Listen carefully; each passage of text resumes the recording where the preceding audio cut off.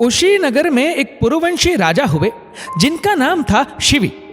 वे बड़े दयालु और परोपकारी थे और उनकी करुणा इंसान तो इंसान पशु पक्षियों तक के लिए भी थी।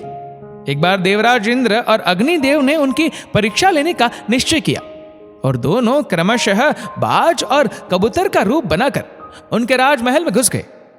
कबूतर बने अग्निदेव झट से जाकर राजा शिवी की गोद में गिर गए और कातर स्वर में उन्हें ताकने लगे।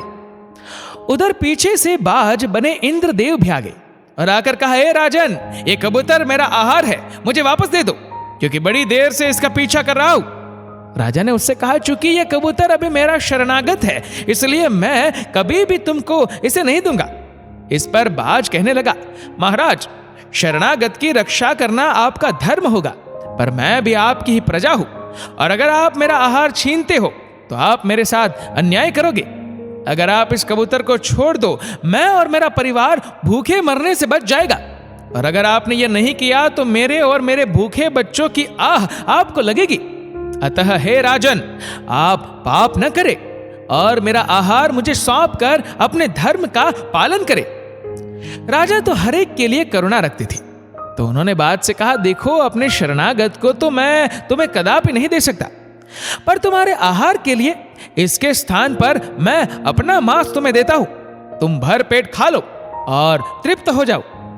बाज सहमत हो गया, पर कहा, हे राजन, आप कबूतर के वजन बराबर अपना मांस मुझे दे दीजिए, इससे अधिक की आवश्यकता भी मुझे नहीं है। राजा को उसकी बात से बड़ी प्रसन्नता हुई और बात से कहा, यह आपने बड़ी कृपा की। आज मेरे इस नश्वर शरीर से अविनाशी धर्म की और इस निरीह प्राणी की रक्षा हो रही है।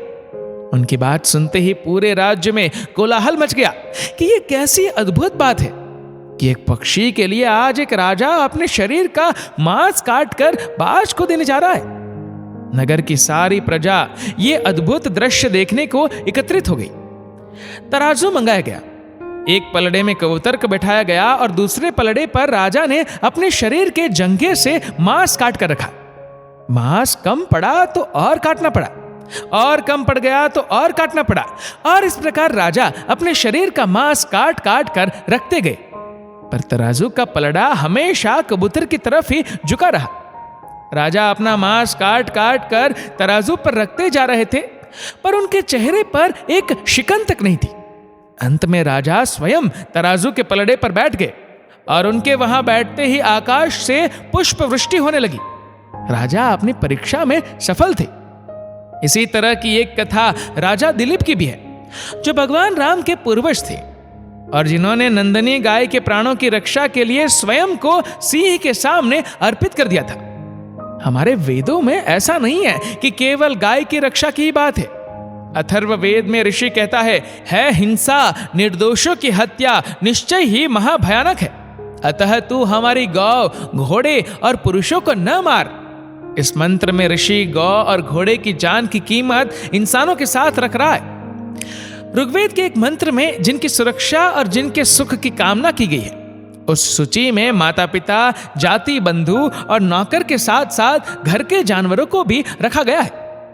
उधर यजुर्वेद में ऋषि कहता है, मित्रस्य मा चक्षुणा सर्वाणि भूतानि समीक्षन्ताम, मित्रस्याम चक्षुणा सर्वाणि भूतानि समीक्षे, मित्रस्य चक्षुणा समीक्षामहे। इस मंत्र में 3 बातें हैं। प्रथम ये कि समस्त जीव जंतु मेरी और मित्रता भाव से देखें। दूसरा ये कि मैं समस्त जीव जंतुओं को मित्रता भाव से देखूं। और तीसरा ये कि हम दोनों एक दूसरे को मित्र भाव से देखें। समस्त जीवों के प्रति दया, करुणा और उनके अस्तित्व रक्षण का निर्देशन हमें हमारे संस्कारों में मिला है। और गाय को लेकर तो हमारी श्रद्धा उसे ईश्वर के दर्जे तक मान लेने की है, और वो भी इतनी कि उसके मल मूत्र और अवशिष्ट हमारे लिए अमृत तुल्य है, और इतने पवित्र है कि हम उसके गोबर से अपने इष्ट के घर को लीपते हैं। इसलिए बेहतर है कि हम हिंदुओं से यह न पूछो कि तुम्हारे लिए क्या एक गाय की जान की कीमत किसी इंसान की जान की कीमत से ज्यादा है। इसका उत्तर हमारे पूर्वजों ने अतीत में दिया है और कई बार दिया है। इसी का उत्तर रघु के पिता राजा दिलीप ने दिया था। इसी का उत्तर महर्षि श्वेन ने दिया था। इसी का उत्तर हमारे पूर्वज महाराज शिवी ने दिया था। और इसी का उत्तर हम भी तुम्हें बार बार दे रहे कि एक गाय के जान की कीमत एक इंसान तो छोड़ो, राम के पूर्वज दिलीप के प्राणों से भी ज्यादा थी। एक गाय के जान की कीमत महर्षि च्वयन के जान से ज्यादा थी। एक गाय के प्राणों की कीमत प्रतापी राजा शिवी के प्राणों से ज्यादा थी। तो फिर बाकियों की बिसात ही क्या है? और यहां तो मामला एक नहीं कई गायों का है। दोस्तों, इस वीडियो को लेकर आपकी क्या राय है नीचे कमेंट करके जरूर बताएगा। और अगर आपको वीडियो अच्छा लगा हो तो इस वीडियो को लाइक करेगा, शेयर करेगा ज्यादा से ज्यादा लोगों तक। और ऐसे ही और भी स्पिरिचुअल वीडियोस के लिए सब्सक्राइब करें हमारे यूट्यूब चैनल को और फेसबुक पर फॉलो करें हमारे पेज को। धन्यवाद।